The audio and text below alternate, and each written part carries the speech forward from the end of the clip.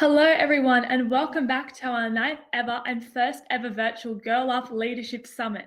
My name's Georgia, and my pronouns are she, her, hers. I'm a Girl Up Club leader from Australia. And I'm Halle, a Girl Up Club leader from Minnesota, USA, and my pronouns are she, her, hers. We will be your MCs for the next 2 days during the evening plenaries. This session's plenary is entitled Building the Future. We will be covering topics ranging from climate change, mental health, and rebuilding after the pandemic, and asking ourselves as youth activists, what is the future that we want to build? On a note of housekeeping, you should see an option for the summit to be interpreted in Spanish, Portuguese, and Mandarin Chinese in the video player, along with captions in Mandarin Chinese. If you need captions in other languages, there's a link to access those from the main stage agenda page. Also, if you're just tuning in, I want to remind everyone that Salo and Mofi asked earlier that you think of one goal you want to achieve over the next 3 days that you think will make you a better advocate for gender equality. My goal is to take this time and opportunity to listen to, learn from, and truly value voices and experiences different from my own. That's a great goal. My goal is to connect with speakers and girls from around the world and hear and amplify their stories. Throughout the summit, head to the leaderboard area to see how you can participate in friendly competition with your fellow attendees to possibly win a prize, play Girl Up Trivia, and join the scavenger hunt. The official hashtag for the summit is #GirlsD20. Although we can't take selfies together, to kick it off, we are going to do a screenshot. Beautiful. Now I want you to post on your social media to connect with attendees and speakers using #GirlsD20. Show off where you're tuning in from or just your fabulous smiles. You can also follow my Girl Up Club at Girl Up Southern NSW. Also follow my Girl Up Club, Spring Lake Park Girl Up, in the community. And I don't know about all of you, but today has been such an amazing day. Now for some quick housekeeping. Did you take the poll yet that was emailed to you from Girl Up? If not, please make sure you do so. In the agenda and speakers area, as well as the main stage, you'll find our summit program complete with agendas and descriptions to choose which workshop you'd like to attend. And we can assure you, you can't go wrong because every workshop is going to be jam-packed and amazing. Agreed. Also, before we get started, we want to say thank you to the 2020 Girl Up Leadership Summit presenting sponsor, PNG, and for their inspiring #VC program for gender equality. Thank you also goes out to our summit event sponsors, Always in Whisper, Booz Allen Hamilton, Gallagher, Noble Panacea, and Sadie B. A special thank you goes out to Girl Up's strategic partners, the Caterpillar Foundation, WWE, and Eugene and Kylie Schuyler for their ongoing and transformational support of Girl Up. Your investments allow us to support our growing global community of girls. We'd also like to acknowledge Girl Up's corporate partners, the Colin Foundation, the Millennium Challenge Corporation, the U.S. Department of State Office of Global Partnerships, the TE Foundation, Theory, and the Girl Up Collection by Uni Design. Without your continued support, Girl Up would not be the force that it is today. Now, we are so excited to hear how we are part of the solution with our very special keynote speaker. The person coming to the stage today epitomizes what it means to use your platform and passion for good. Please give a warm welcome to the Executive Director of UN Women, Phumzile Malambo Nuka. Girl Up. I am excited to speak to you in this month of July because this month we are celebrating the 10th anniversary of UN Women. So can you say happy birthday, UN Women? I'm glad that you all here. You are all committed to fight for girls and for women. Your leadership is critical at this time because you're never too young to lead. Already, we have seen how girls are providing leadership in the struggle to save our environment, in the struggle to end child marriage, to protect girls' education, to fight against cyberbullying, and to fight against bullying at schools. This is showing that you are not just the leaders of tomorrow, but you are the leaders of today. By being part of this initiative and being part of this program, you are also mobilizing resources that will support programs that will help girls who are in need in different parts of the world, that will also help the work of the United Nations. We appreciate that. You are needed to speak up and to protect your sexual and reproductive rights. You are needed to fight for racial inequality, and you are needed to make sure that we achieve gender equality sooner than later. In building up, during and after COVID-19, we need to build back better. We need to make sure that we don't go to the old normal, to the status quo, where there is gender-based violence, where there is lack of opportunities for girls. Building back better means that we insist on essential services that supports women who are affected by violence. It means that we fight for girls to stay at school, and we fight to end the digital divide that affects all children, but also the gender gap in the digital divide. I wish you good luck. You have so much to talk about, so much to contribute, and I know you are up to the task.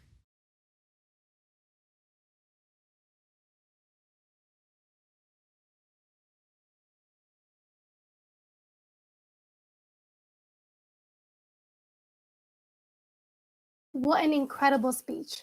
Thank you again for joining us, Pumzile, and happy birthday to UN Women. Next up is an inspiring panel moderated by Yvonne that will discuss the current moment's impact on the future and setting the vision for the world we want to live in. Please help me give a very warm welcome to Yvonne and the Future is Now panel. Hi, thank you so much for that. My name is Yvonne Ortega. I'm a current teen advisor, and I am here joined by the wonderful Edna Chavez and Yuli Ang. So I just want to thank you ladies for being here. It really means a lot to us. And, I want to go ahead and get started with the first question.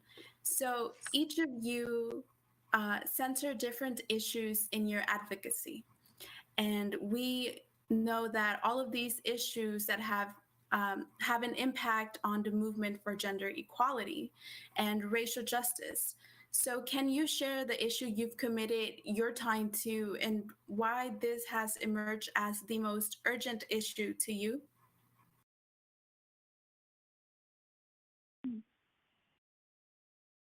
Oh, are you able to hear me? Yes. All right, cool. So, hi everyone. My name is Edna Chavez. I am now 20 years old, and I am from South Central LA. So basically, I started my activism when I was 15, and it all started with I started with voter registration and all that other stuff, and then it led up to immigration. So voter registration, immigration, the social justice, educational justice, because that's very important.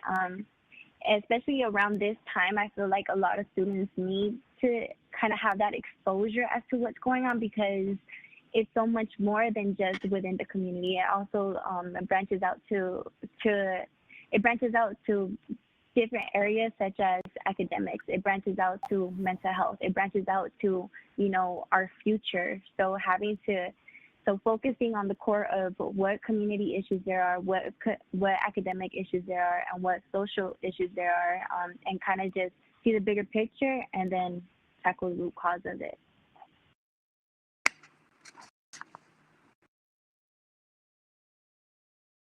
Nice to me now.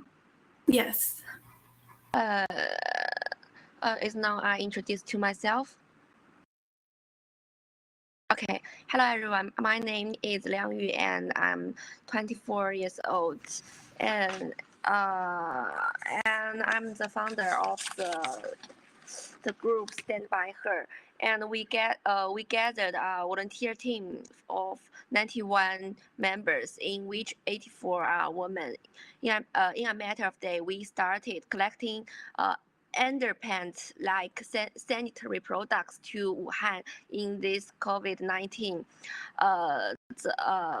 We donated 2 205 hospitals and covered more than 85,000 female medical staff with over 1 million sanitary products.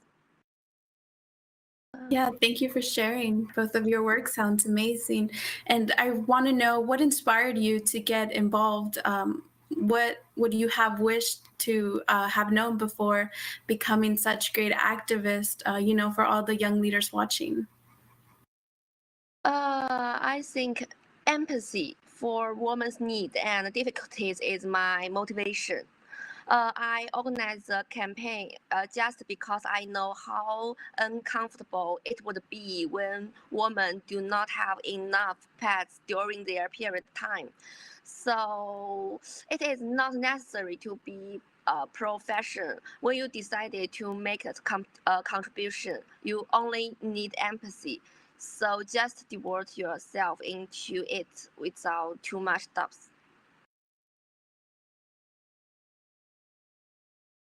Yeah, thank you so much. Can we hear from you, Edna?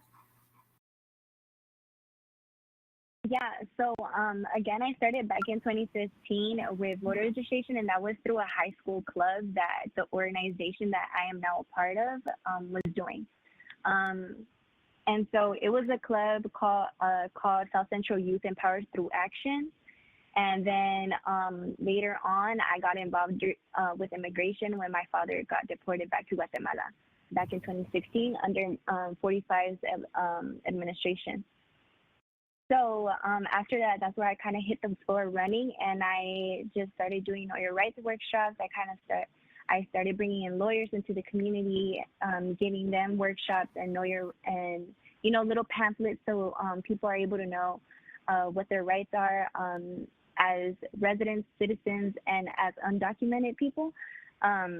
Because I felt not only because of my father, because it branched out to more than just that. It just so happened that now I was older to fully understand why he was being taken away.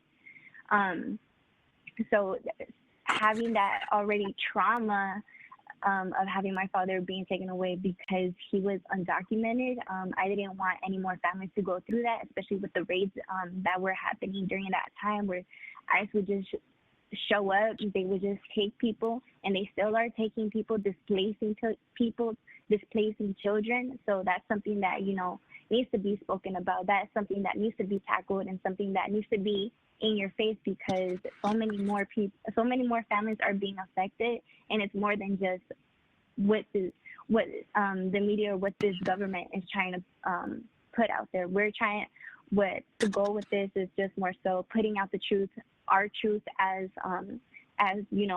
daughters and sons of undocumented parents or being undocumented ourselves. And so I feel like it's very important to put our truth out there and put the truth of what the government is as well. Definitely. I agree with you. And Edna, is there something that you wish you had known before becoming such a great activist? I just wish I knew sooner. I feel like I could have done a lot of things if I knew sooner, but I also wish somebody would have told me how much of a roller coaster all of this would have been in terms of my mental health, my own identity, and my own, what is it that I want to do and why. Okay, thank you. With your leadership, over 2.3 million yuan was raised for distributing, sanitary products to female doctors and nurses on the front lines of COVID-19 care. So this was an online campaign, and I just want to know, how has social media played a role, and how do you think it could be utilized for future movements towards gender equality like yours? As a grassroots organizer with no experience before, I put the power of social media to work, and the result was tremendous. Our campaign were made possible by social media. In the beginning of the pandemic, people were spending more time online, and my posts about women healthcare staff attracted a lot of attention in a short period of time. Once I decided to go after the shortage of sanitary products, I was able to gather a large, high-quality volunteer team of 91 people, collected comprehensive information about hospitals, healthcare staff, and transportation. And on top of that, we raised about 2.5 million yuan from corporate sponsors and donors, all within a matter of days. The key to an effective campaign is to establish a memorable brand from the get-go. Under our brand, Stand By Her, we promote our value of gender equality by using tags, say no to period shame, and seeing women workers on social media. It encourages more people to engage and create content for these topics. As of today, the two tags have been read for over 1.12 billion times. You are so amazing and so inspiring to the youth out there. And now I want to know, Edna, how have you seen social media play a role in advancing your issues? Have you seen a negative or a positive impact? I I think see it as both. The negative because not because of what the message that we're putting out there is so negative, it's just more so because it could be very, very emotionally draining, and a lot of people do tend to get trauma from it. They tend to their anxiety starts acting up. I know when I start seeing a lot of things on social media, my anxiety starts going off the roof and I start acting up. But also, it's a very, very good way to put a message out there, because the same way you said, everybody's on social media. Everybody is seeing it, especially now during COVID. Everybody's on quarantine. Everybody's on their phone, even more than ever, right? So it's not like somebody could say, oh, I was so unaware, because it's either TV or phones that everybody just sees it, right? So putting these messages out when the media wasn't trying to put like, oh, LA is protesting here, LA is protesting there. Social media was doing that, for Black Lives Matter, for the street vendors, for immigration, for all those different things that the media was not putting out there. Social media was doing it. And so it has made a good impact as well. But we also have to acknowledge that it can be very, very draining as well. Is there something? I think you had gotten cut off. What? Sorry. Oh, that's okay. Just one more question, Edna. So through your work, you have elevated the conversation around gun violence to include communities of color. So how do we continue to center communities of color in our work to create the future? One thing when I first really started, and I kind of started seeing different things, it's just more so either we do it or nobody's going to do it for us. Nobody knows our story. Nobody knows the communities we live in or where we come from. So therefore, it's up to us as to when are we going to do it and how we're going to do it, and we better do it. It's not ifs or buts. It's we're going to do it point blank, period, whether it's me and the homegirl, me and the homeboy, or all of us, Like there's no excuse. There cannot be any excuse of how the work needs to get done. Because I remember somebody asking me, why do you think it's important for communities of color to be involved? Why else? Just because we don't live in a suburban area, we don't matter? Just because, we live in these areas that, not because we made it that way, it just so happens that, we live in an area like this, and the way the system is set up, it's pressed up against us. Students of color matter, families of color matter, undocumented students matter, and they come from these communities. So it's very, very important, especially when it comes down to gun violence, that these lives are being spoken about, that this whole so many Black and brown students are losing their lives to a bullet that has no name. That isn't normal, and let's talk about it, even if it makes you uncomfortable. Get uncomfortable, because I've been living uncomfortable my whole life, living in the hood. Edna, you're so amazing. to say the least. And one more question for both of you. So, how do you think that the current movements that are happening right now are the start of a brighter future?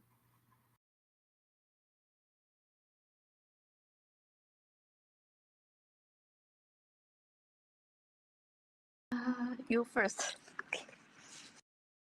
I feel like now more people are just like, let's educate ourselves.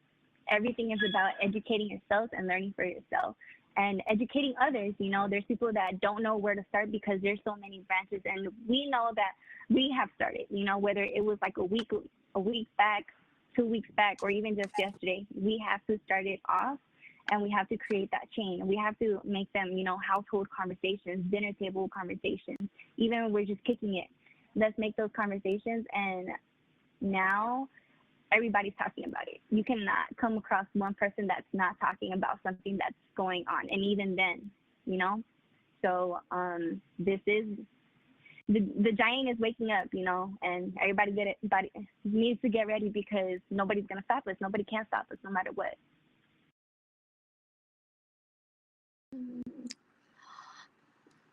Can you repeat the question again? Sorry.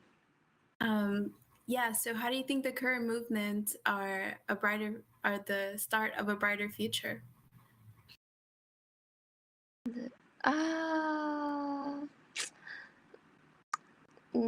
Sorry, I have never considered about this question. So can we go to the next question? Well, no, it's okay. Actually, I think our time is about to be up, and I want to thank you, both of you, so much for being here. Just hearing you from 20 minutes, I have learned so much from both of you, and you have both inspired me so much. And I just want to say thank you so much for being here with us today. It really means a lot. Thank you. Thank you. Thank you. Confident, complex, be unapologetically you. 3 words would be breaking glass ceilings. Like, you see a lot of badass women. Women can literally do anything. Your passion is not limited. You can do what you want and what you feel. These little things aren't trivial, that they are meant to be heard and that they're meant to be discussed.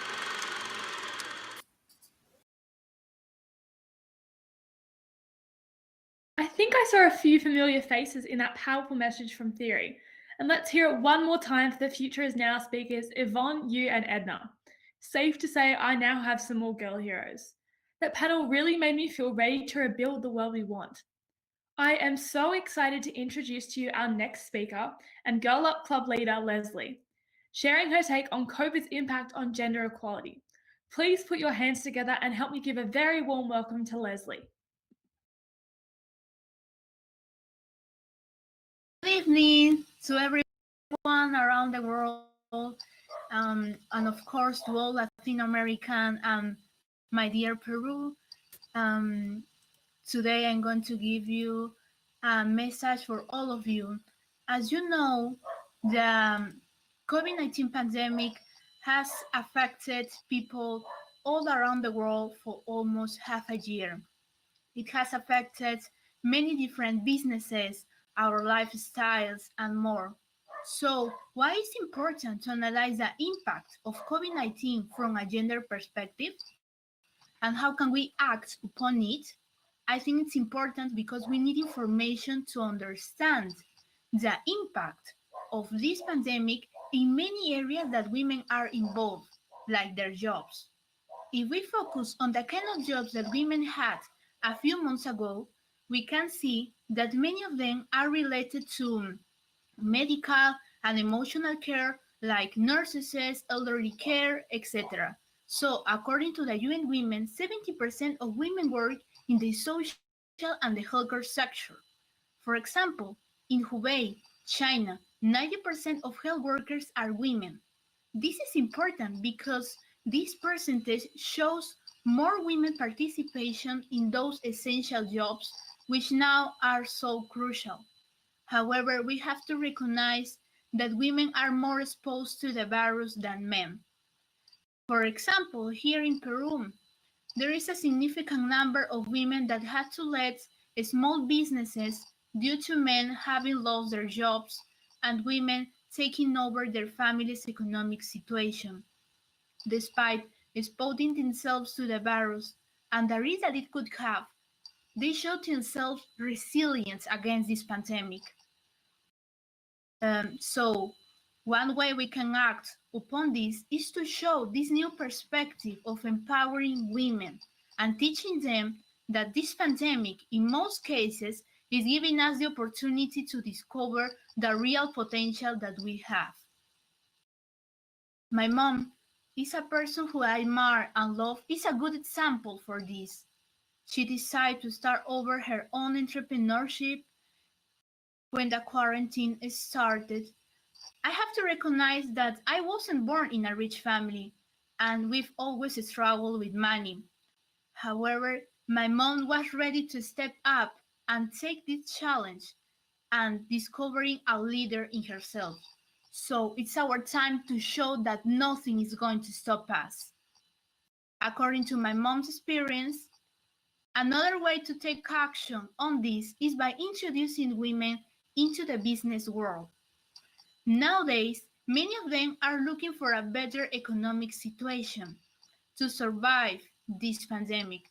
So that necessity should help us to start a real thought change and motivate women not to depend on men to have a great life. That's why we must give them tools to build their own entrepreneurships, such as we did in our club some weeks ago, inviting some female marketing experts on how to transform an idea into a real business project. This way, we are able to share options and easy ways to start entrepreneurship without or with less money.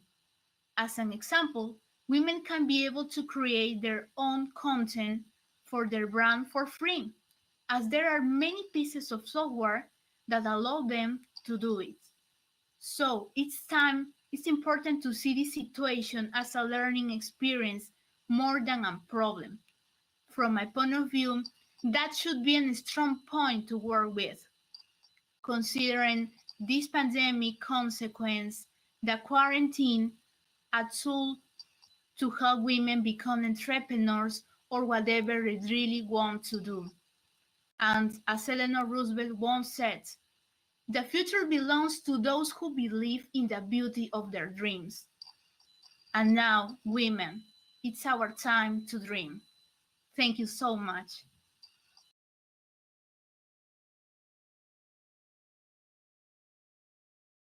Let's hear it one more time for Leslie. I really loved her point on using this challenging and troubling pandemic as one in which we can uplift and empower women and acknowledge them for the work that they're already doing. I agree. Hayat, we are so lucky today. I feel so inspired by all of these incredible speakers so far. Me too. I'm really looking forward to listening to our next panel, Mental Health is Public Health, moderated by Girl Up Teen Advisor co-chair Angela. Please help us give a very warm welcome to the Mental Health is Public Health panel. Hello, everyone. Thank you so much, Georgia and Hyatt. Hi, changemakers all over across the world. My name is Angela, and as the wonderful MCs mentioned, I serve currently as the Teen Advisor Co-Chair, as well as founding director of my own organization, Artvocacy, an organization using art to advocate for issues like mental health. And today we'll be discussing why that mental health is public health. As activists for the gender equality movement, it is so important for us to recognize that building the future, which is our plenary theme, centers also on promoting mental health throughout our daily lives, and how it's really up to us to focus on what we collectively can do to elevate and normalize this issue. And with me today to discuss this important discussion, we have three phenomenal panelists who I will introduce to you without further ado. First, we have Ms. Gabriella Wright, who is the co-founder of the Never Alone Initiative.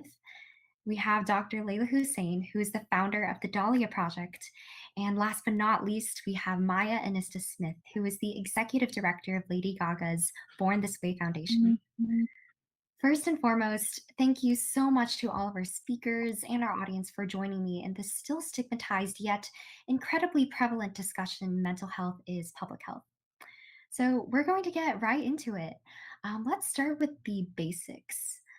So mental health is undoubtedly important to all of you, but in specific, you each all are affected by mental health in different ways. So what does mental health mean to each of you? And this is a question open to anyone, and we can start with the order in which I introduced you with. So Gabriella, please take it away. Okay, good afternoon, good evening, good morning to the different parts of the world. I'm going to dive right into the subject. Thank you, Angela, so much. Thank you to all the ladies and girls on this incredible summit. I'm inspired by each and every one of you. I think mental health is first and foremost one of our basic human rights, meaning we need to understand that it is who we are. If we do not have mental health, we do not have a relationship with our own selves. We do not have a relationship with how we perceive reality. And reality is the world we co-create with other beings. So for me, mental health is not only experiencing one's self-awareness, the tools that one needs to navigate this world. So I would call it and reframe it like a mental hygiene. We have physical hygiene, but how do we create a relationship with mental hygiene? You see, that's, the secret toolbox that we all need. We all need to navigate the world. But then there's also the relationship with the rest of the world, to understand and experience compassion and experience empathy and action, understanding that behind every person is an incredible inner landscape. And there are a lot of things that we do not understand about each other. And for me, mental health is understanding and accepting the unknown. And the unknown needs to be translated in a universal language that is really love in action and ways to communicate. So for me, mental health is really the essence of who we are. And then we just add on who we are on the basis of our own mental health. Go ahead. Thank you so much for that beautiful response. I think we can, in the interest of time, we can hear from Dr. Hussein on what mental health means to you. Yeah, I mean, just following up from what Gabriella said, it really is a fundamental right for us.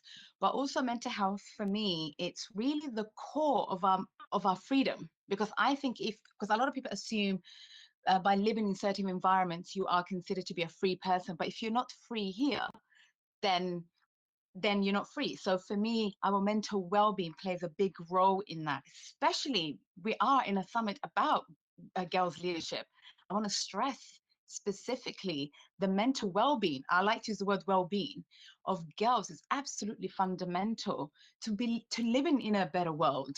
So I'm just adding to what Gabriella said. I think it's really, really fundamental, and I'm really happy to know that in such platform we are talking about mental health, and girls' mental health is absolutely something that it needs to be at the forefront of this agenda. Absolutely, 100%. And now, if Ms. Smith, Ms. Maya, you can also share some of your thoughts. Well, thank you, Angela, for convening this important conversation. You are such an inspiration. And the only thing I would just add quickly is that my colleagues are absolutely correct. It's also not just something that we should talk about in times of crisis. It's not something that we focus on when something's wrong, right? Mental health is a forever part of our lives. And I think that's something we don't talk about often enough. We need to be as proactive about our mental health as we are about all of the other forms of health, and help to reduce the stigma around talking, seeking help, being honest with employers, being honest with our parents. Mental health is not something being wrong with us. Mental health is actually something being right with us. It's taking care of ourselves. And so thank you for giving us the chance to talk more about that. Absolutely. Thank you for being on here. And 100% mental health is, also about being honest with ourselves. And now moving on to the next question, you all come from such diverse backgrounds, right? With Gabriella growing up in London, being an actress and an activist, Dr. Hussein fighting for Muslim women's sexuality rights against genital mutilation, and working in psychotherapy, and Miss Maya working for youth civic engagement in your teen years, and as the first director of the Born This Way Foundation, which is incredible. And you all come from all so many different parts of the world, so many different stories in which you can all share. But one of the major things is that in these many parts of the world, in so many parts, there is a lack of mental health resources and support for especially young people. Why do you think that is, and what can we do about it? I'm happy to chime in on that. We'll go maybe backwards. So I think the Born This Way Foundation did a poll recently where we asked young people to talk about how important their mental health was. And of the young people we surveyed, more than 90% of young people said that mental health was a priority. But of those same young people surveyed, less than half of them knew where to go to access resources and tools to have the conversation, right? So it's in that delta that the work of Born This Way Foundation exists. But I think in general, it's because we haven't yet set up systems. I think Girl Up is a huge exception to that, where young people's voices are at the center of decision making, right? We often ask young people, what's your experience with this issue, but not what are the solutions to the issues that you're facing. And so I think we need to do as much as we can to ensure that young people have an authentic leadership opportunity, not only in discussing the challenges that they face, but proposing and implementing solutions in those areas. So I think that's one of the most critical pieces that can change that that dynamic that you mentioned, Angela.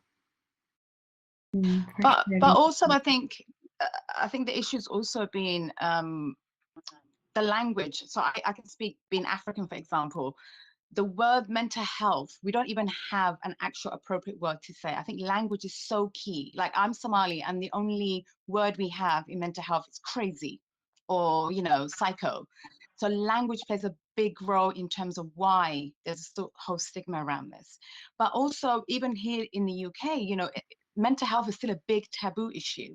And I personally feel fundamentally our education system plays a big role in this. And I always, any place that I speak, I always say I spent hours learning about algebra, and I didn't do nothing with it. The 4 things I needed to learn in school was about my well-being, finance, healthy relationship, and how to be an entrepreneur. Those things are not taught, and that's part of our well-being. So giving in terms of young people even accessing mental health services, even talking about mental health, the problem is actually the political system we have in place that doesn't allow for us not just to access mental health services, but we can't even talk about it because mental health is still considered a big, massive stigma. And I think my solution in this is we really need to advocate that mental health should be part of the school curriculum. It should be introduced very early on. I know I have a 17-year-old daughter. We talked about we talk about being in therapy as part of life. I said, you need to check your physical health. We need to check our mental well-being.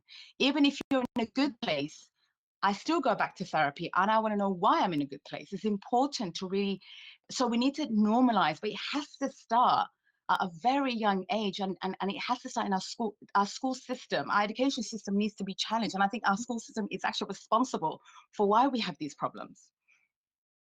I agree 1,000,000%, Dr. Layla, because it's and Maya, it's so important. Same thing. I'm the mother of a 16-year-old son now, and unfortunately, my relationship to mental health comes from tragedy because my little sister, who was 20 years of age, took her own life 2 years ago, and this was right under my nose. So, I was a young activist, and I still am. But the problem was, and the problem is of today, is that because there's a stigma, and by the way, she was brought up in France, and France, same thing, cultural system, different things. So you see, like you were saying, Layla, there are so many languages, and there's no common language. Stigma is just, you can smell stigma. It's like filling your senses.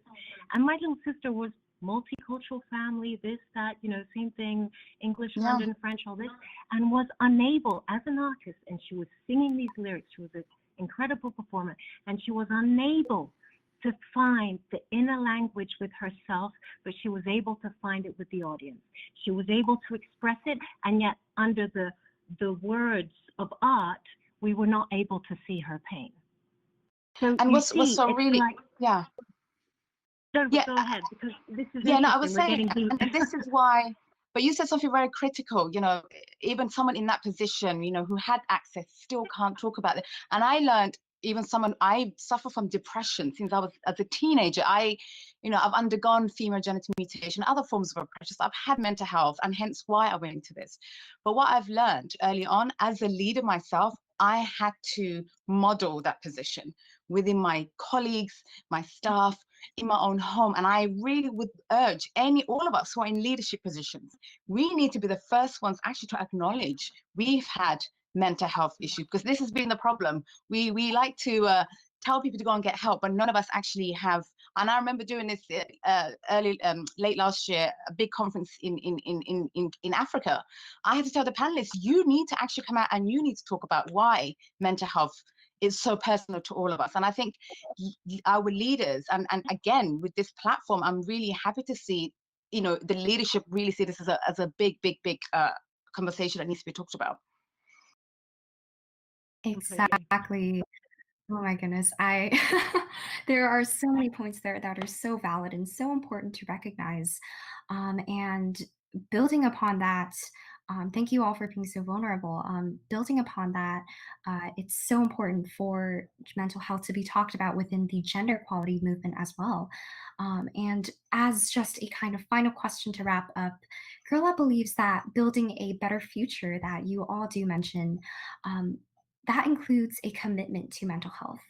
And especially considering that July is Black, Indigenous, People of Color Mental Health Awareness Month, what are actions that we as young activists and to all of the audience here can do to really elevate this issue and destigmatize the taboo that surrounds it? I think there are, I'll just start. I think there are lots of things to do, but the most essential part as activists, and I'm telling you, because we must not burn out. Okay, so we're addressing our mental health, right? We're addressing our mental well-being, but girls, no burning out. We have no time. Like, you know what I mean? This is, and the mantra, the repetition of this is like mental hygiene, physical hygiene. These are tools that we need. Wake up in the morning, create a relationship with self. How am I really, maybe take a moment of self-awareness. Use a tool, meditation, use these things that allow your mind to create a movement with itself so that you're not stuck in your emotions, that you're not stuck. And the activism of today, of tomorrow for you all, and I think we can all agree on this, is being the embodiment of what you want to be. And the embodiment, I want to be healthy, I have a healthy mind, I'm physically healthy, and I radiate kindness. And I radiate, and I'm the expression of compassion, because the more tender we are within our language, the more we're creating tender relationships with our co-workers, our colleagues, and strangers who might have had a bad day. And take yourself out of non-safe spaces. And I learned that as an activist, because you burn out if you're not in a safe space. Take yourself, and I learned this by, like we would say, if no one's going to create a table for you, create it for yourself. And I spent the last 12 years creating safe spaces for what I needed as an activist, what I needed as a survivor of violence. So even recently, we created a safe space for Black women only, because we needed our own space where we can talk about the racism, the patriarchal system we're dealing with. COVID-19 is killing Black people the most. So we needed our own space to be angry. So start creating your own safe spaces, but be very kind to yourself. I cannot stress that enough. I really cannot stress that enough. I cannot agree more. I could listen to you both talk forever. I think truly one of the best lessons I learned for myself far too late, I'm 36, was to be unapologetic about my self-care, about what it would take to keep me in this work. Yeah. left the previous job because I was pregnant with my first child, and I just didn't see anyone who was willing to be honest with me about the choices and the sacrifices that they needed to make in the personal and professional lives to Yeah. the responsibility of the work that we do. And I think absolutely we can't have this generation of powerful girls burn out. So take care of yourselves, take care of each other. I think that's another big, and I think on the mental health advocacy, learning how to have hard conversations. One of the biggest myths is that if you ask someone if they're thinking of taking their own life, you'll put that idea in their head. My father-in-law took his own life, and I regret every day not being more open and honest when he knew he was struggling and asking, right? Because I was afraid that we would Yeah. idea in his head. So learn the language, know how to have those hard conversations, share your own story, and model the type of vulnerability that you're asking others to share. Because as you know, all three of us are moms. We have to do that for our kids. And someone once told me that there's no such thing as other people's babies, and I think we would all agree with that. That we I need to agree do with you. for our babies and everybody else's. Yeah. Yes. And check in with each other. Check in with each other. Always check in. Hey, how you doing? How you feeling? How you getting on? Like really check in with each other's feelings all the time. Yeah. Exactly. Thank you so very much for that. Gabriella, Dr. Hussein, and Maya, again, thank you so much for all of that, for being vulnerable, and especially for your eye-opening insights. I can say on behalf of many of us here today, we truly understand now why mental health is public health and why, as the theme of Girl Up, we need to talk about it. Quoting the power phrase of the mental health community and my shirt that I'm wearing, the future that we are building in terms of this plenary and in terms of the future is one that is stigma-free. And to all of our audience members today, you are a part of that future. Your collective voice in these discussions shows that your vulnerability is bravery. And that's what builds not only any future, but a kinder one. Thank you so much to all of our speakers, to the audience, and for everyone who's tuning in. Thank you. Thank you. Safe, everyone. Many of our students have a background where there are financial problems. It's not a team if a person's missing. The End Period Poverty campaign provides schools with period products. Having periods should not stop us having fun and playing with our friends. I can just be me.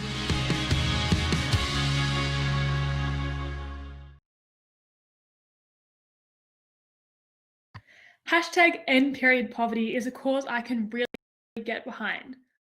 Please also join me in thanking Angela and the Mental Health is Public Health panel.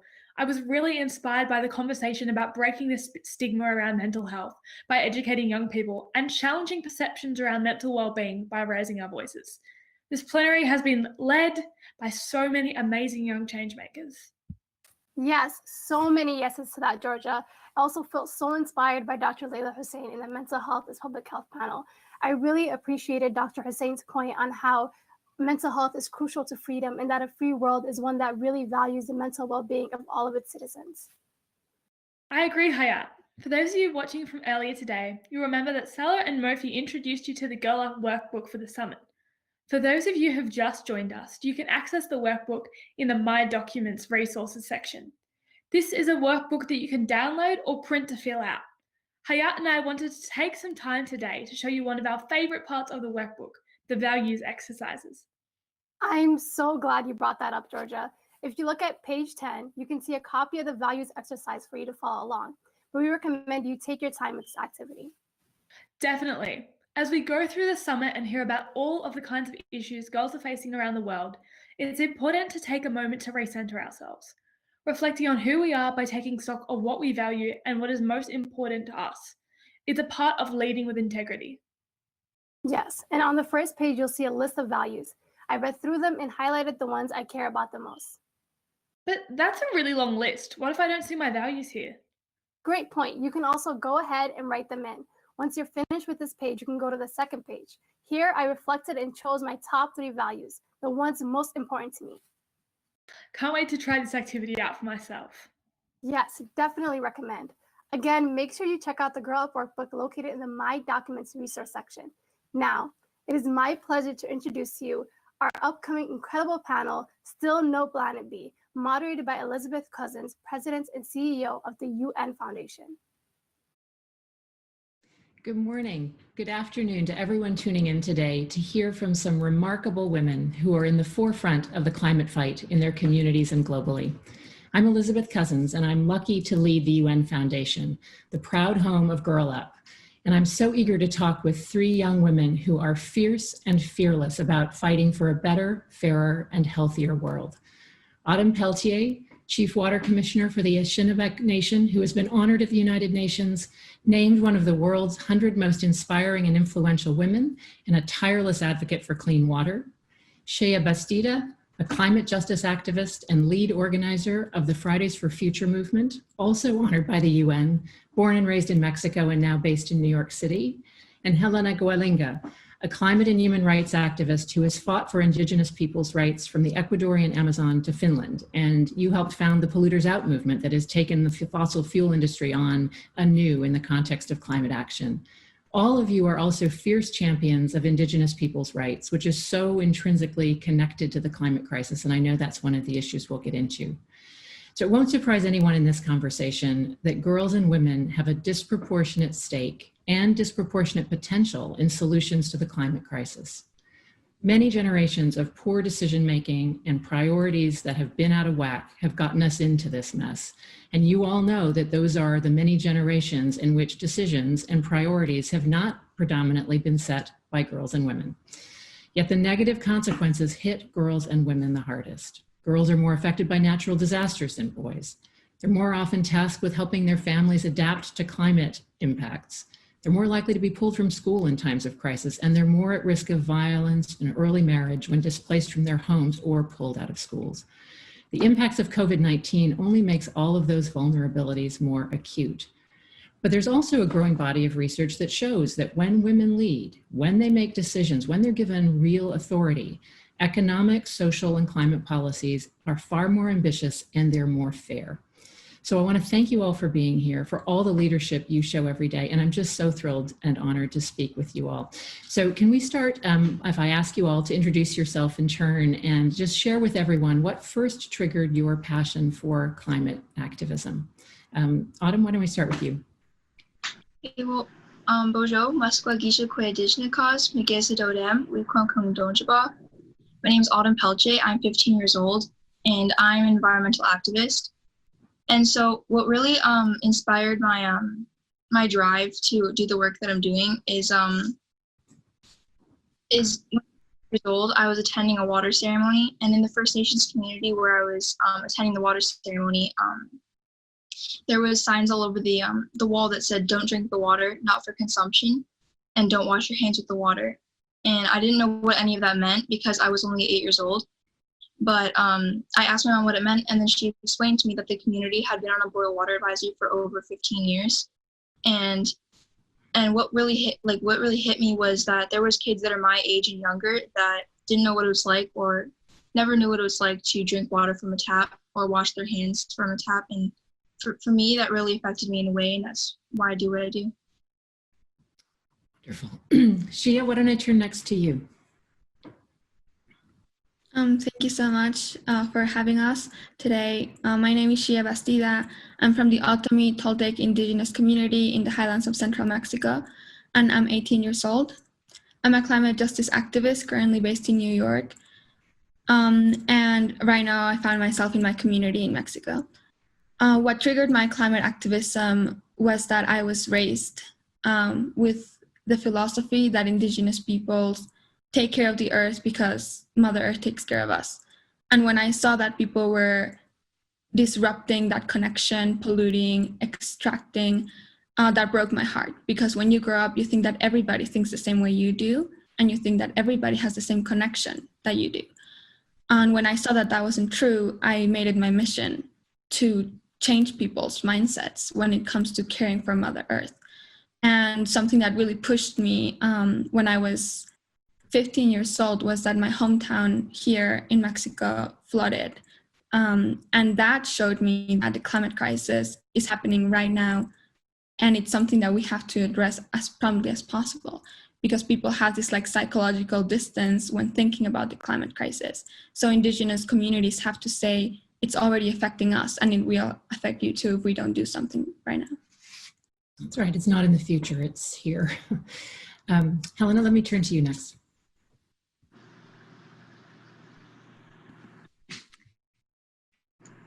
Hi, yeah, thank you for having me. It's such an honor to be here with Shia and Autumn and you, Elizabeth.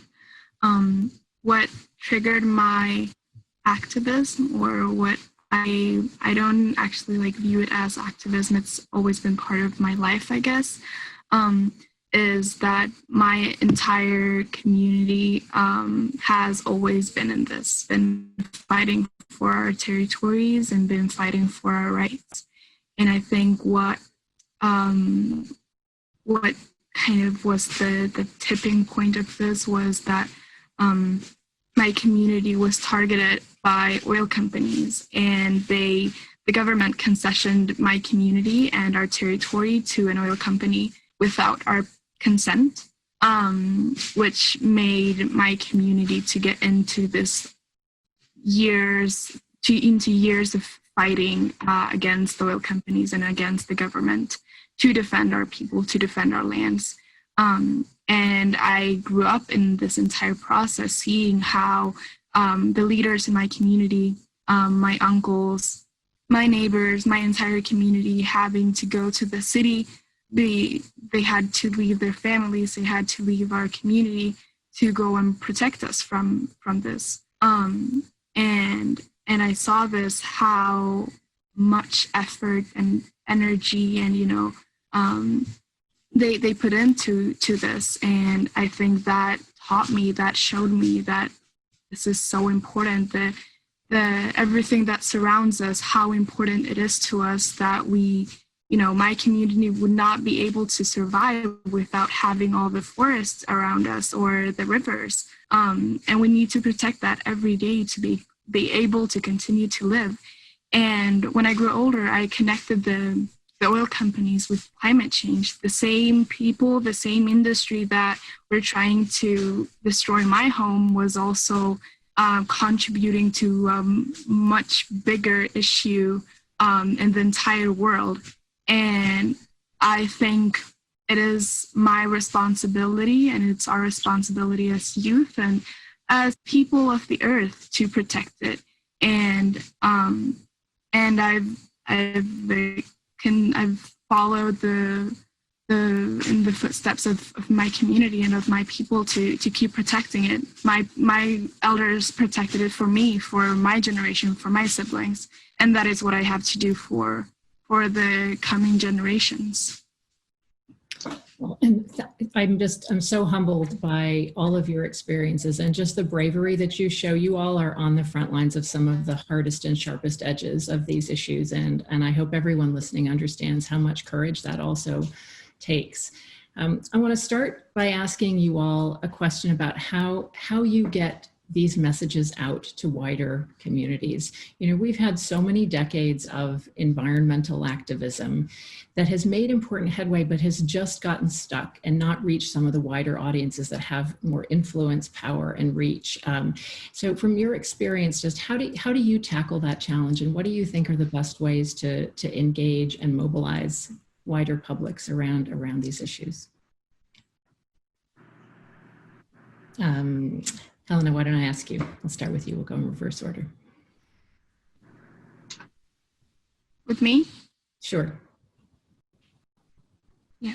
I think that what I started off with was telling my own story. I think that a lot of people are not aware of what is going on in the Amazon. At least people were not a few years ago, and not even here in my country, in Ecuador, do people know what is happening 20 minutes away from them. They did not know that this was happening to my community, that we were fighting, and we were absolutely not taken into account in the decisions that were taken regarding my community.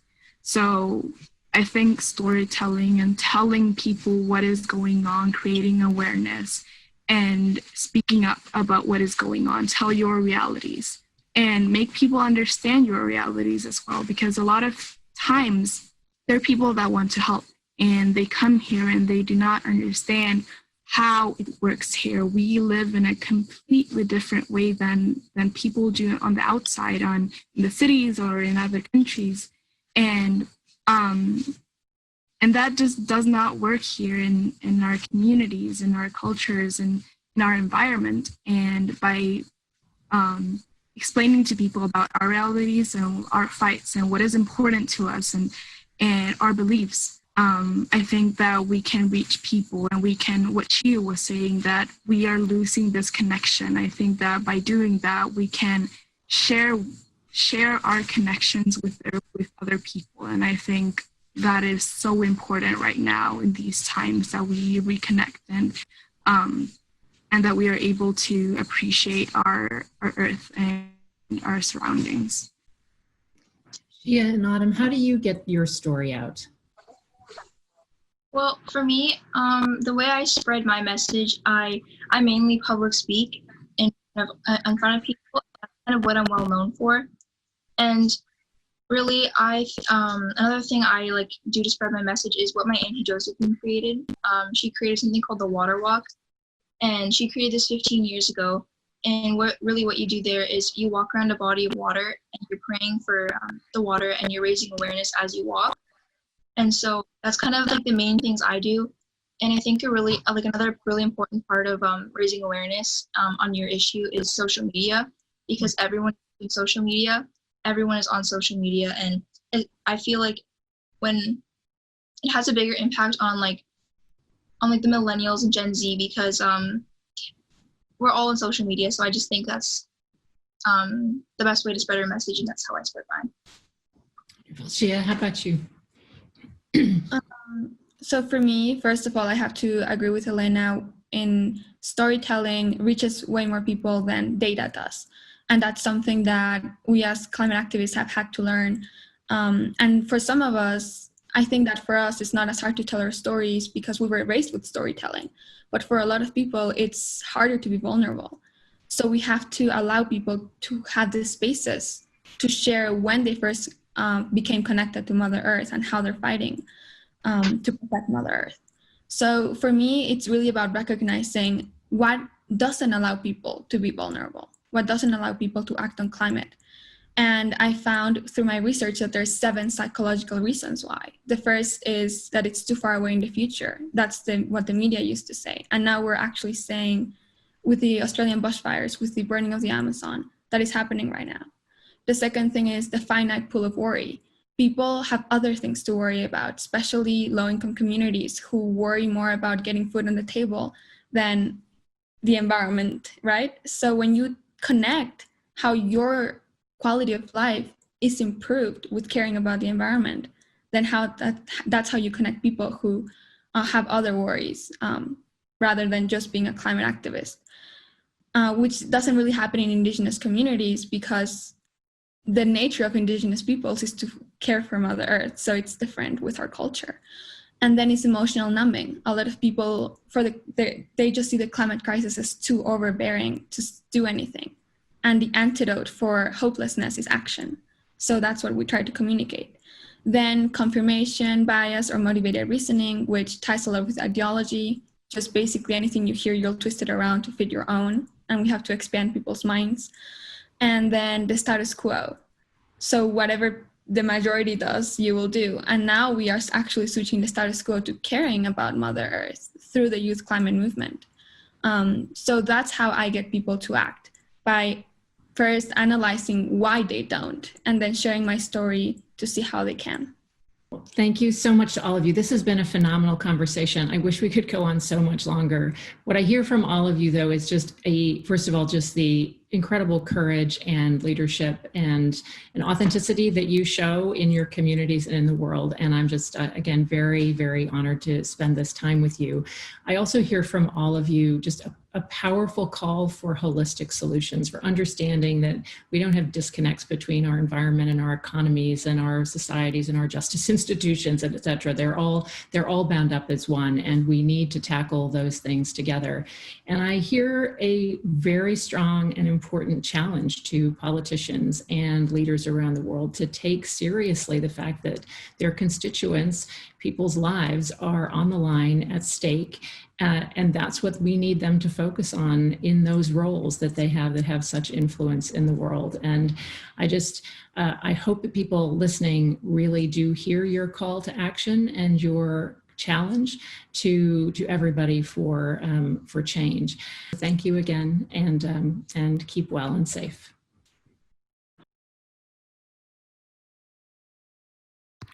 What a moving and incredible panel.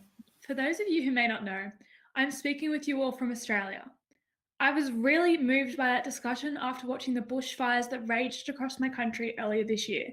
There really is no planet B, and it will take courageous leadership to help guide us through this climate emergency.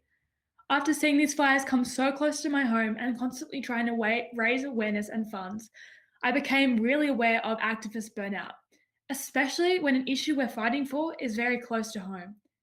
This is why I'm very excited to introduce to you our next speakers, Jamila Jamil and Jaylene Lemus. They will have a discussion on self-leadership and the importance of taking care of yourself as an activist. Hi everyone, my name is Jaylene Lemus. I'm a current intern here with Girl Up, and I'm also a rising senior at Wellesley College. Today I'm here with actress and activist Jamila Jamil, and we're here to have a conversation about leadership, confidence, and speaking your truth. Thank you so much for being here today, Jamila. Thank you for having me. It's very exciting. I'm a very big fan of Girl Up. Well, we're so happy to have you here. I think just to kick this off, I'm going to start off with a question. So one of our Girl Up skill areas is being a leader of self. When you hear that phrase, what do you think of? I think, to me, the first part of living your life in a healthy way is learning how to love and believe in yourself. And without that, it's very hard to convince anyone else to. And so I think it's vital that we spend the time and the money and whatever we need to in building ourselves up. You know, like, I'm a big advocate for not spending money on beauty products, and like especially like anti-cellulite creams, which don't work, and anti-stretch mark creams and anti-aging and all this stuff. I want everyone to save that money and instead spend it on therapy. I believe in building yourself up on the inside. So when I hear you say that, I think about the importance of our core, because that's what's going to carry us through what is going to be a harder life than it would be for a man. Oh, absolutely. Totally agree. I think this leads us to the next question. I think everyone watching is seeing everything going on and wanting to participate and really become leaders in their own communities. And so, do you have a top 3 traits every leader should have or needs? Look, I have 2 feelings about this, right? One of them is that I don't think it's important for all of us to be leaders, because we can't all be leaders of millions of mini movements. It's better for us to all come together. And so I think it's important to not only view leadership as what is helpful. I think it's also unbelievably important to see yourself as part of a team. So for example, I'm seen as the leader of my I Weigh movement, but I have 1.1 million people with me in my community who sign all those petitions, who harass whichever company we need to harass, who make all of the noise, make all of the change with me. And so I'm just the face of it. I might be technically at the front, but I wouldn't be able to get anything done without my 1.1 million teammates. So that's one thing that I think is really important. So I feel like I've experienced this all the time, but there's a lot of pressure in society to look or be a certain type of way, especially for girls and women. Do you have any advice to young people on how to overcome that pressure? Yes, I do. First of all, you have to be very, very careful about what it is that you are allowing into your space. So that means, who are you following online? Do they make you feel bad about your body or the way that you look? Who are you surrounding yourself with? Are your parents toxic about the way that you look? Are your friends toxic about the way that they look or you? you need to really look about all of the information that's coming into your brain, because we're smart, we're absorbing a lot and we hold on to it, we retain it. And so I think it's very important to protect your space. Unfollow, mute, block, delete, tell people who are in your real life that if they are triggering you about your image or making you think too much about it, that they need to stop for the sake of your mental health, because it is a deliberate tactic from the patriarchy to make women obsessed with their appearance, right? Because if we're having to wake up earlier to get ready, then we're getting less sleep. If we're having to eat less than we need, then we have less nutrition, which is less brain food, less power.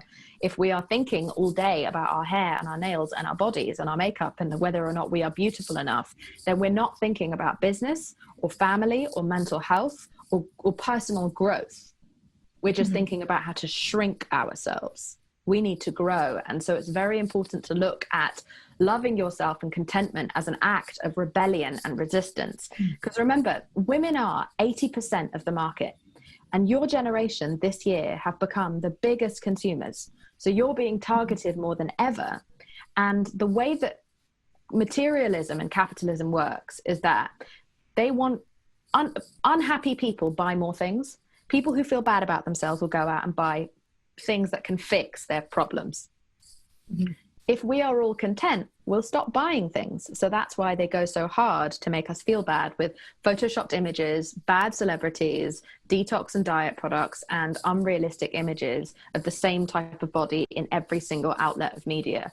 Protect yourself, and remember that every minute that you are spending thinking about your body and your face and what's wrong with it is a minute you are not spending thinking about your growth. Oh, absolutely. I just feel like it's so hard nowadays, though. You know, you can mute certain accounts, unfollow certain celebrities or lifestyle Insta influencers pages. But when you're constantly surrounded by family or friends, it becomes really internalized without you realizing it. For sure. And also, like, we inherit our parents' body image issues, because even when they're not talking about us, they're talking about themselves. We internalize that. That's something that I think is so important. You know, you see on social media at the moment, loads of people, friends, family, not even just famous people, are talking about their weight gain over COVID. Now, even if they're not talking about you, they're just talking about themselves. When we read that, we then think about ourselves immediately. And have I gained weight? Should I feel ashamed if I have? And so we have to be very careful about our language and our coding around this. And we have to stop talking about it. And we have to defend ourselves in our heads the way that we would defend a friend. If someone came up to you and was rude to you about the way that you look, I would fight them. I would physically take them down. And so therefore, I shouldn't allow myself or anyone else to say those things to me. And so I think that's very important. It's holding the same standard for ourselves as we hold for everyone else. And it is really difficult. And it's very important to be very honest with your family about the dangers of them bringing that into your hemisphere, into your periphery. You shouldn't be thinking about those things. And you have the right, you reserve the absolute right to tell them that that is not an acceptable way to behave around you. And if they care about your mental health, they will be more careful. Yes, absolutely. I think that's one of the biggest pieces of advice I always tell myself is remember to be kind to yourself and treat yourself in the same way you treat other people. Yes, and not just kind, like die hard, ride or die, best friend in your head, because it's combating an inner bully that's been trained since the first time we watched a Disney cartoon. Since the first time we saw a white, blonde, skinny, 2-inch waist princess. That's when the coding began. So that bully has learned so much, and we have to develop like a real warrior inside to fight that bully and eventually kill it. Yes, absolutely. I think moving on to the next question, what is one thing you think that we can all do right now to make the world a better place for girls and women? What is one thing we could all do right now? I have two answers for this. Okay, so one of them is for anyone who is living in a house with a young boy, whether you're a sister or a mother or an auntie or whatever, or a father indeed, but something that all people can do is educate that little boy when he is still a sponge, when he is still able to learn before he gets onto the internet and discovers patriarchy. this is the time where you have them and they are open to learning, to explain to them the history of women, our plight, how to teach them how to sympathize with us, to empathize with us, to want to be protective over us, to educate other men about the way that we are treated, and to be allies to us. I think that is one really important thing that we never think about enough. We think about trying to change the men who are already poisoned. And while that is also important, let's turn our focus to the boys who haven't yet been poisoned against us, and let's make them our friends, let's make them our allies. So I think that's one bit of advice. And when it comes to women, full stop, as I said, do not buy into the industries that teach you to hate yourself. The thing that I feel most stressed about in this world is knowing that women don't know that we control the market. Anyone who's famous, we made them famous. Any product that is selling, we sold it. We're 80% of the market. We are the most proactive online. We have all of the power. So you can choose who the celebrities get to be. You can choose which products get sold, which companies get to make their stuff. If you know that there's a company that is hurting their employees, etc., this, that, and the other, you can choose where to spend your money and where to follow. You can take away anyone's power as a community. And so I think women need to learn that for the longest time, and girls, we have been told that the market controls us and tells us how to look. We control the market. Support brands that have more diversity, that have more sustainability, that have better working in conditions for their employers. You know, we've seen a lot of companies come out as being truly awful to the people that work for them, and racist and bigoted. We stop giving them our money. We unfollow them. They lose all of their power. They lose all of their stocks. So just remembering that you can vote with your dollar. And also, please actually vote. Please actually learn, and please actually vote and choose people who are going to protect us and not take away our reproductive rights or our human rights. That is so important. I think we forget that we can vote with our dollar as well. Yeah, we have all the power. Absolutely. And seeing how a lot of these companies, now that we're raising awareness on racial justice, sustainability, are now changing their organizations' practices. Absolutely.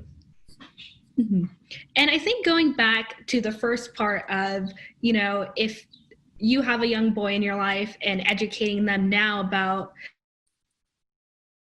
the dangers of the patriarchy to reproduce that later in their lives, I guess my question is, like, how do you do that, stand up for what you believe in a household that doesn't agree with you? Or I think this doesn't have to pertain to the patriarchy, but just everyday life. You may believe in something, but not everyone else is rallying around that idea or believes in the same thing. Would you? I believe in thoughtful education, so I think you should try at least to be able to talk to your family about your different opposing views. I also think it's a really good idea to not have to do all that labor yourself, and give them reading materials and be like, if you really disagree with me, then read this book and then let's have this discussion and see if your mind changes at all, so that you as a young person don't have to do all of that labor of helping them unlearn decades of nonsense. So there are great books out there. On my platform, iWay, we have a book club, and we're always promoting great books that help people learn about other communities.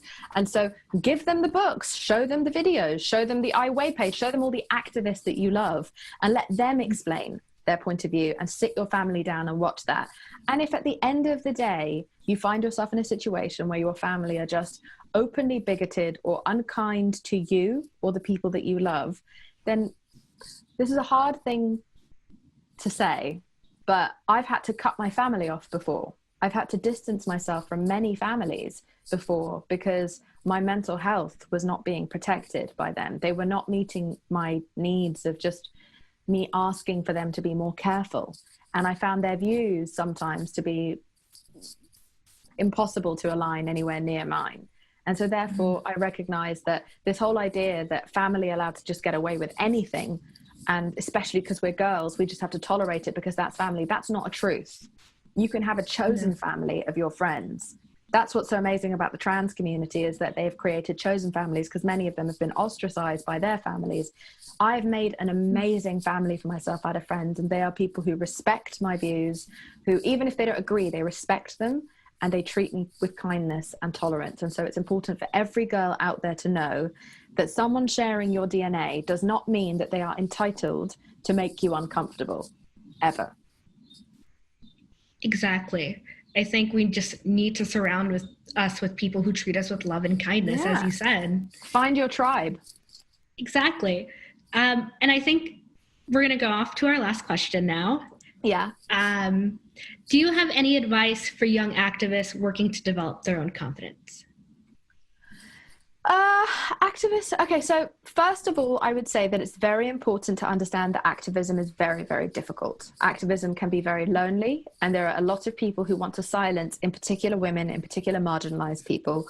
And so you are going to come across the kind of hatred that you cannot even fathom. People who just are so threatened by oppressed people gaining back power, because, you know, there have been people talking about recently that I think people in power are afraid that if the oppressed become free, that we will seek revenge.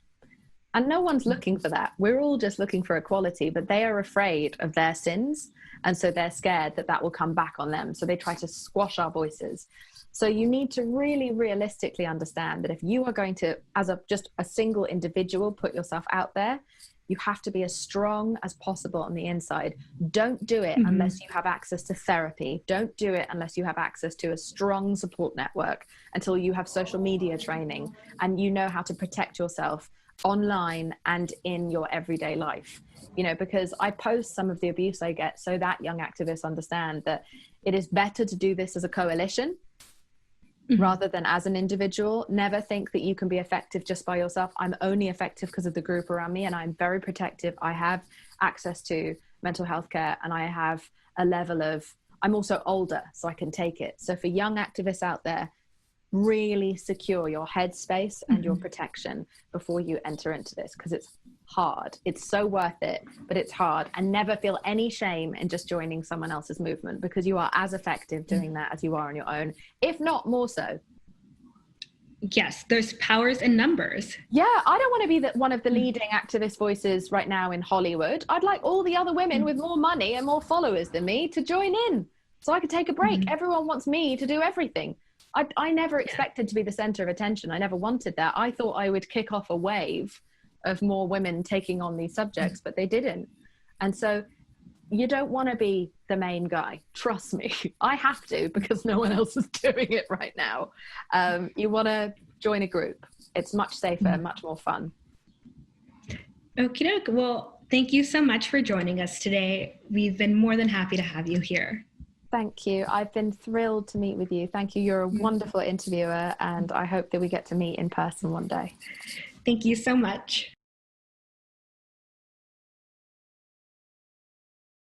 Let's hear it for Jamila and Jaylene. I'm so happy that I'm a part of this plenary and I can hear from all these inspiring changemakers.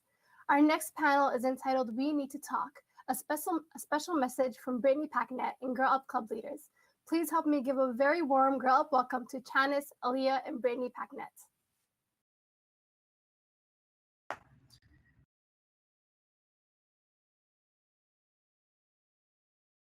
Hi. Hi, everyone.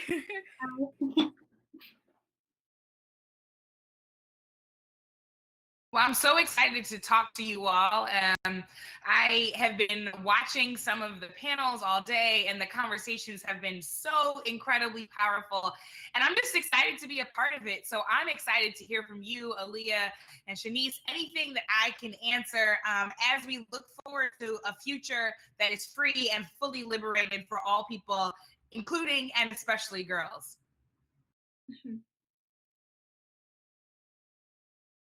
Yeah, we can jump right in. I think Shanice, you have the first question. Yes. So thank you, Brittany and Aaliyah, for joining this virtual space with me. So I just want to start off by really grounding us in the moment that we are in, like in society, and just recognizing that we are in a historic time and we're seeing so many movements that have never had, the momentum that we're seeing now. So I want to ask for Brittany, we know that issues like police brutality and the systemic and often violent oppression of Black bodies is nothing new. So, what do you think your theory is on why the country and the world are finally waking up right now in this moment in time? I think that the country and the world are waking up because people, organizations, leaders, speakers, writers have been pushing people to finally wake up. They have been planting the seed over years and decades and generations, not only to awaken people to the injustices that we see in our world around police violence, but really around all racialized violence and all gendered violence.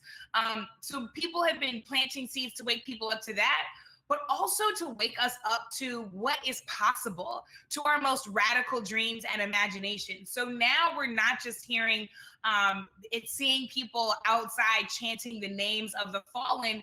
We are seeing people demand spectacular changes and transformations in their own communities that people previously would have thought were impossible. So in 2014, during Ferguson, when I was one of thousands of people on the street making the world pay attention to what had happened to Michael Brown, who was killed by a Ferguson police officer named Darren Wilson, we saw some of those seeds finally start to break through, and brand new people decided to come into the movement.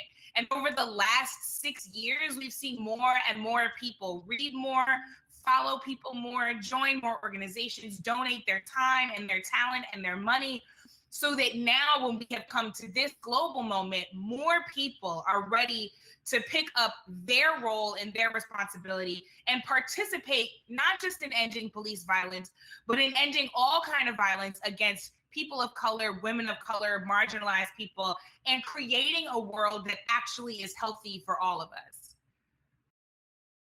Yes, thank you. Thank you. All of that. Snaps. I love that. Snaps around, snaps around. Yeah, Brittany, Shanice and I would love to share our work with you and talk a little bit about the advocacy that we do. So Shanice, if you want to jump in first and talk about your work. Okay, so I guess I'll just introduce myself. My name is Shanice McClover Lee. I'm 18. I'm a community organizer and writer from South Florida. I'm the author of Young Revolutionary, a teen's guide to activism.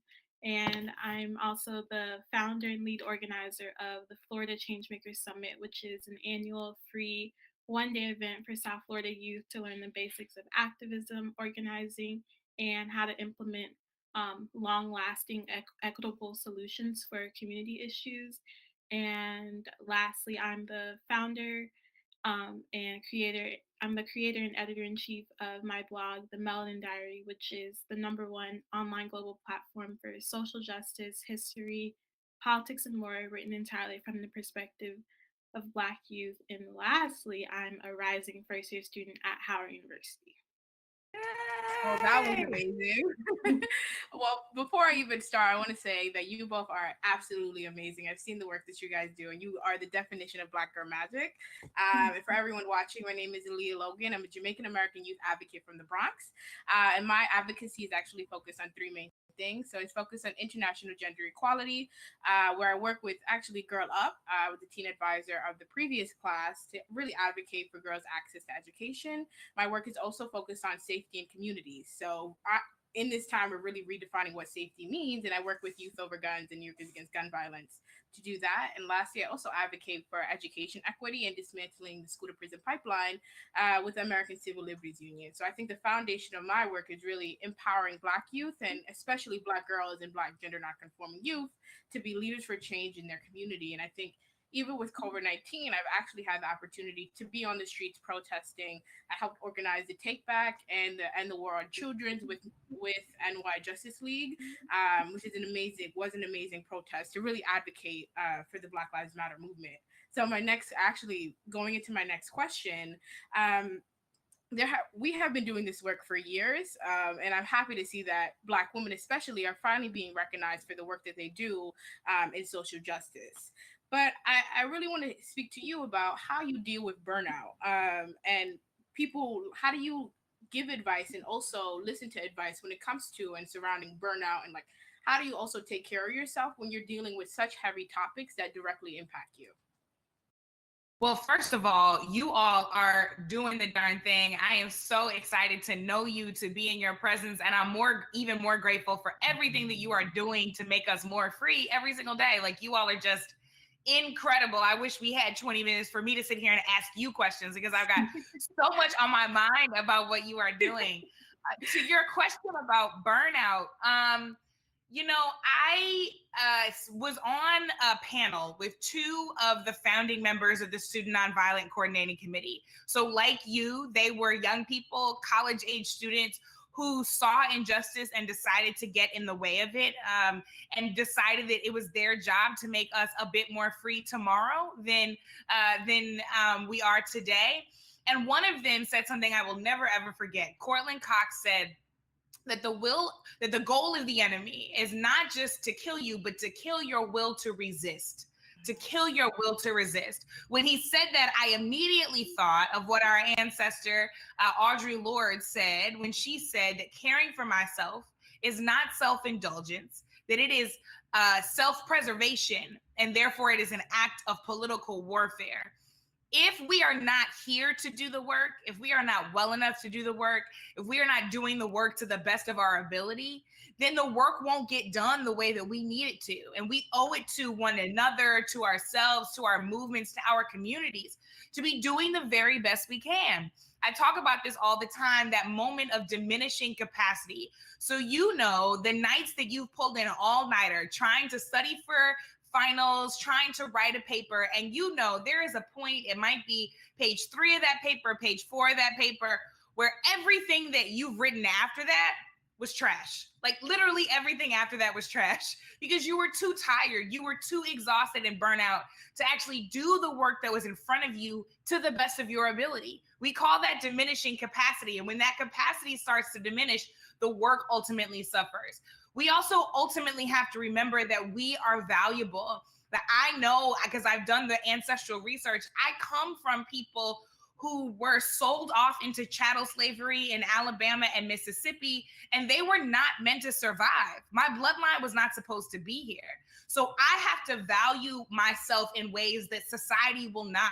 I have to recognize that there are people who fought and bled and sweated and prayed just so somebody like me could be here. And I owe it to them and to myself to be well rested, to be healthy, to be taking care of myself in such a way that it honors their sacrifice and it honors my worth as a human being. You know, I say it all the time, especially for Black girls, girls of color, immigrant girls, our existence is resistance, right? The fact that we are here and we are smiling and joyful and thriving and wearing our natural hair and doing what we want to do, being who we want to be, all of that is an act of resistance. And every single time we wake up in the morning, stretch that fro out, and we get going with a smile on our face, that is an affront to a status quo that doesn't want us to survive. So ultimately, I take care of myself for a whole lot of reasons, but ultimately I take care of myself because that is precisely the kind of resistance I want to be engaged in every single day.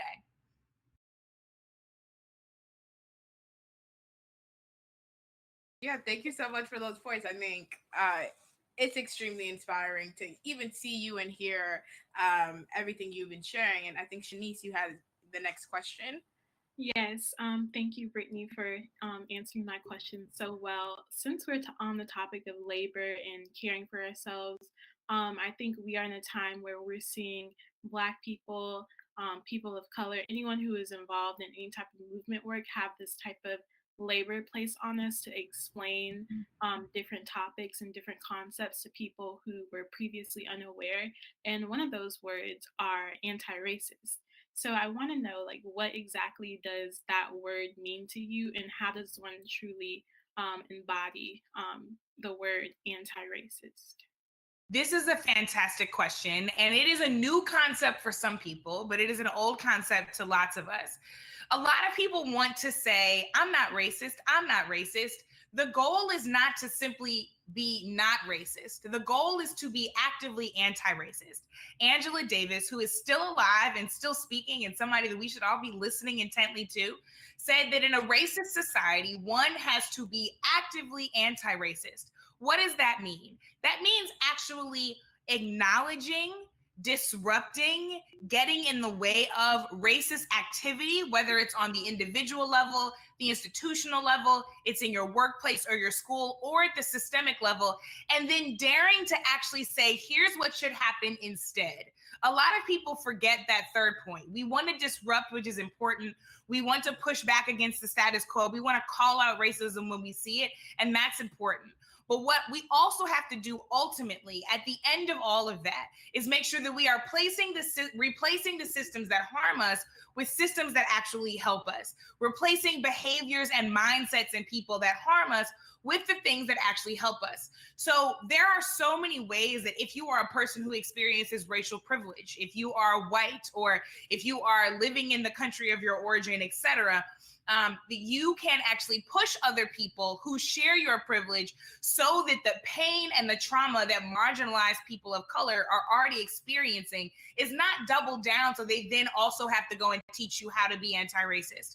So it's part of our responsibility, if we are people of privilege, to see how that privilege actually hurts other people, get in the way actively of it, and then help people engage in different behaviors. We need white folks to do that for people of color. We need American-born folks to do that for immigrants. We need able-bodied people to do that for disabled folks. We need cisgender people like me to do that for trans folks.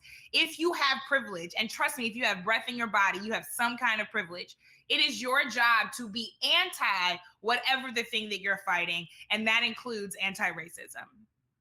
Well, I think you hit it on the nail with that. Just looking at different forms of oppression and how people in power need to be the ones directly advocating for those most oppressed. And I think your points, you speak so confidently, and I know you're an MSNBC contributor. And I just want to say, my mom, anytime you're on MSNBC, my mom watches you and loves the way you speak. She always praises you for how confidently you speak. But I would love to hear from you specifically, how do you navigate those spaces of different and diverse people on all stages of the political spectrum, and people of different races and different identities? So how do you, as a Black woman, navigate those spaces to ensure that while you're respecting their opinions, you're also standing your ground and making sure your opinion and your voice is heard and that your narrative isn't changed? I did a whole TED Talk on confidence because I am obsessed with it, especially for young women, for Black girls, for women of color. And it is because so many systems are toxic to our ability to believe in ourselves. So it takes practice. It takes surrounding yourself with people who give you permission to be your best self. It takes my entire auntie squad who is immediately in my phone every time I get off of television telling me, oh, you did great. This point was great. Like, people that really speak into you. It's good to have those people who make you feel good about yourself and what you do, even while they're giving you constructive feedback. But I will say, ultimately, to your question of how I remain confident in those spaces, I remember a phrase that I see all the time painted by my friend B. Mike, who's an artist out of New Orleans, that I am my ancestors' wildest dreams. Mm-hmm. That there are people like Ida B. Wells Barnett who had to start her own pamphlets and newsletters and write letters herself because no radio station was trying to let her on back in the day. No major newspaper was trying to have her on staff, but she had something to say on behalf of our people. And so in the tradition of people like her and Gwen Ifill and Joy Reid, who's going to be one of the first Black women amazing. I'm so proud of her. Anchors. Yes, she totally made history after we lost Gwen Ifill. I mean, looking at these people, I am constantly reminded that if God plants something in my mind, if my experience and my community plants something in my mind, then people need to hear it. That is why we need more diverse airways. And if I can be a small part of that, then what an awesome opportunity and privilege. So, you know, even if people are turned off by something by a truth that I might have to share, I don't take on their baggage, right? The truth is the truth is the truth. So if you want to continue to walk forward acting as though a challenge to your privilege is oppression, then you can go ahead and do that. But we're going to keep it real here, and we're going to make sure that the people that you have not been hearing from on the airwaves are going to be precisely the people that you hear from all the time. And I love that. I love all of that. And I think we're almost out of time. So Shanice, if you want to jump in quickly and ask her the final question, just so we can hear more from you and concrete next steps. Yes, I do have one last question. So one of my favorite activists, Miriam Kaba, she says hope is a discipline. And so I want to know from you, Brittany, what is your vision using your radical imagination for Black lives here in this country and globally? Marian Kaba is also one of my activist heroes, and she is somebody phenomenal to follow and read her work. In my most radical imagination, my dream is that all people will be able to live in a world that does not kill the genius inside of them. And so it is not just about surviving, it is about thriving. It is about making sure that healthy children are raised in safe homes and going to good schools and being raised by parents who are making a living wage and have the kind of healthcare and mental health care support that they need to live full and expansive lives full of choice and agency so that all of us can truly be whatever we want to be. That is my most radical imagination. It sounds simple, but we have so much work to do to get there. And the discipline of hope that Miriam talks about is really about me making sure that I am listening to people who help stretch my imagination like Miriam does about prison abolition for me, reading the work of people who have come before us. Lots of these books back here on the bookshelves are things that I'm turning in constantly to make sure that I'm sharpening my own understanding of the world. The Pedagogy of the Oppressed is right there. That's a book that I keep coming back to challenge my own thoughts and behaviors.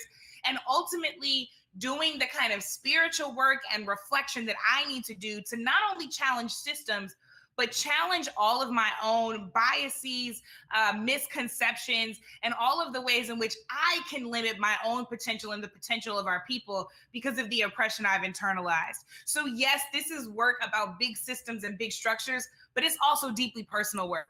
So I need to always make sure that I'm being a better co-conspirator to trans folks and disabled people and indigenous people and immigrants and LGBTQ folks. All of that is still my job. And every single day that I take more time to learn from other people how to do that better, it not only makes me better, it gives me more hope for the future. Thank you so much. You guys are absolutely amazing. It was such an honor to speak to you all. And the last question was actually concrete next steps. And I think one of the biggest things that we have an international community of people watching us today. And one of the biggest things is really centering the most vulnerable people in your activism and making sure that you're uplifting those voices. So I really, really appreciate both of you for being here. Thank you so much for working with us and being a part of this panel. Yes, thank you. Thank you to all you are both doing. Thank you to Girl Up for this conversation.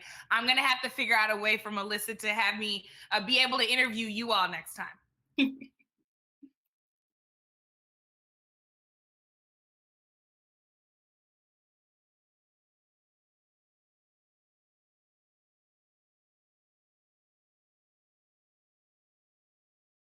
Aaliyah for education.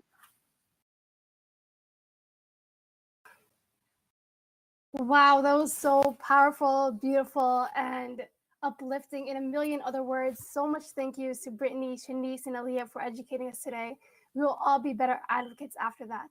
Now, I'm honored to introduce to you our next speaker, Nadia Murad.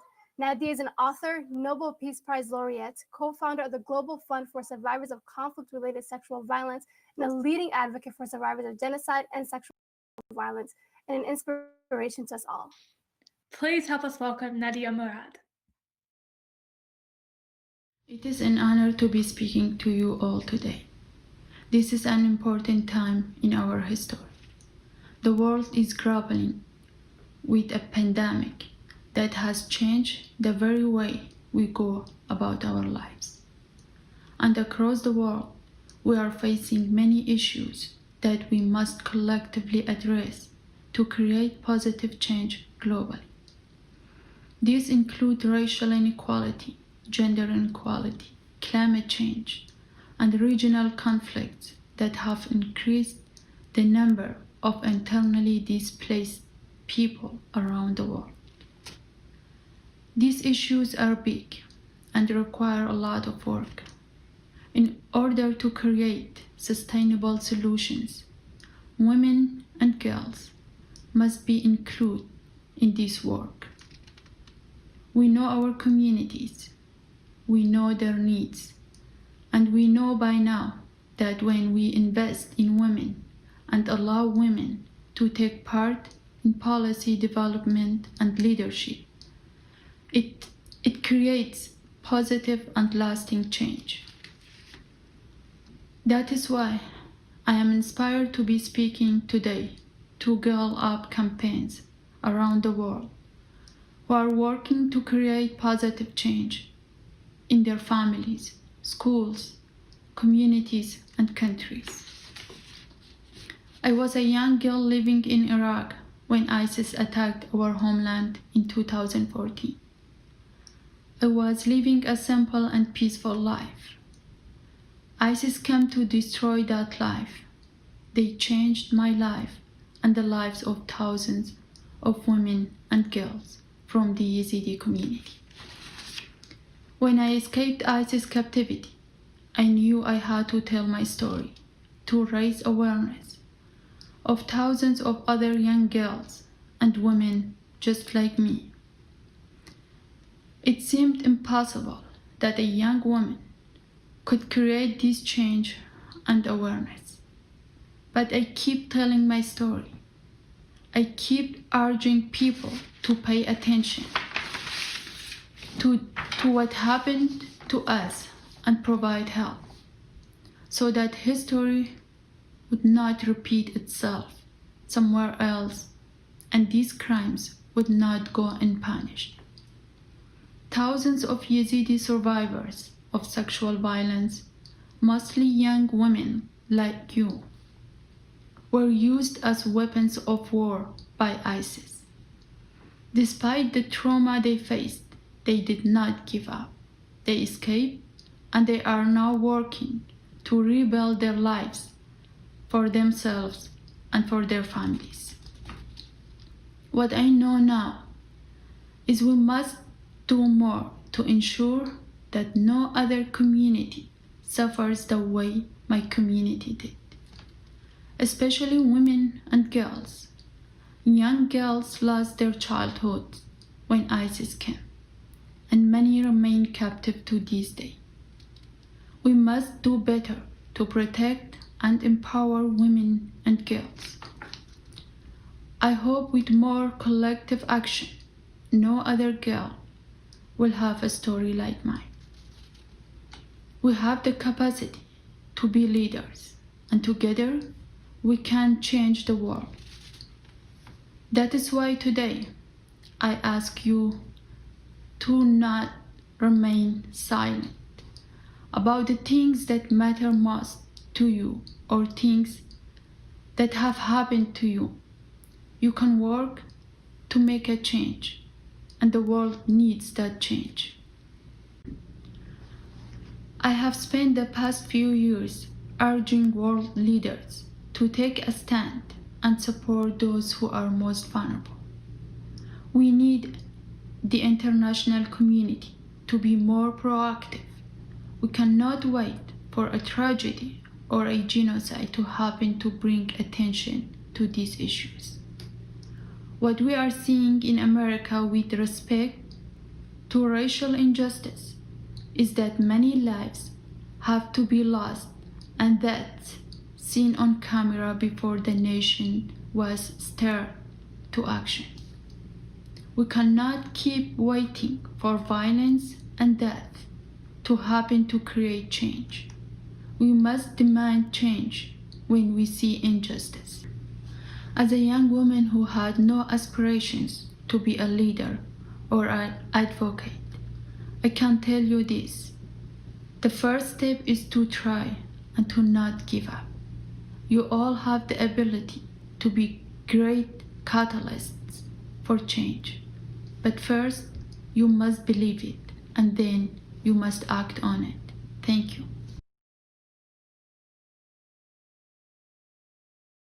Nadia, thank you again for joining us today. I was so moved by your speech and your powerful call for us to not remain silent about the things that matter most and to take a stand. Now we have a special performance for all of you. Please help us welcome Bibi Rexa. This is You Can't Stop the Girl.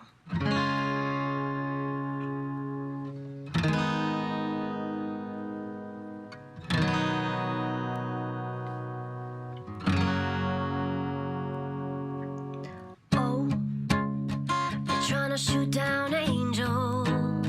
They're trying to pull their wings off so they can fly. But oh, yeah, she's so brave though. Just like a tornado, she's taking us by storm. You can't stop the girl from going. You can't stop the world from knowing. The truth will set you free. Oh, you can't stop the girl from going. You can't stop the world from knowing. The truth will set you free. Oh, you can't stop the girl. They're trying to take our voices. They're trying to make our choices. But we scream loud, loud, loud. And oh, I know you feel the lightning. And it's so exciting. So here we come. You can't stop the girl from going. You can't stop the world from knowing. The truth will set you free. Oh, you can't stop the girl from going. You can't stop the world from knowing. The truth will set you free. Oh, you can't stop the girl. You can't stop the girl. You can't stop the girl. You can't stop the girl.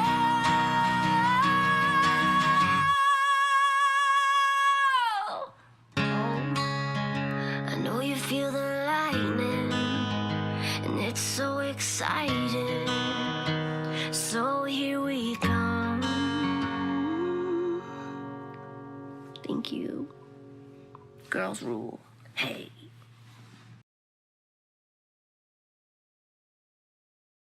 What an incredible first day. Jamila Jamil and all of our girl leaders reminded me of the power of raising our voices together. You're so right, Georgia. I already feel so inspired and empowered. And the best part is, it's not over. If you haven't yet, make sure you check out the on-demand videos in the main stage area. Reminder, we'll be starting tomorrow at 11 a.m. Eastern Standard Time for youth attendees, and Salo and Muffy will be back for a plenary on women in leadership at 11 a.m. Thank you all for joining us, and I can't wait to see you all again tomorrow for another day of Girl Power. Hope to see you guys all again tomorrow.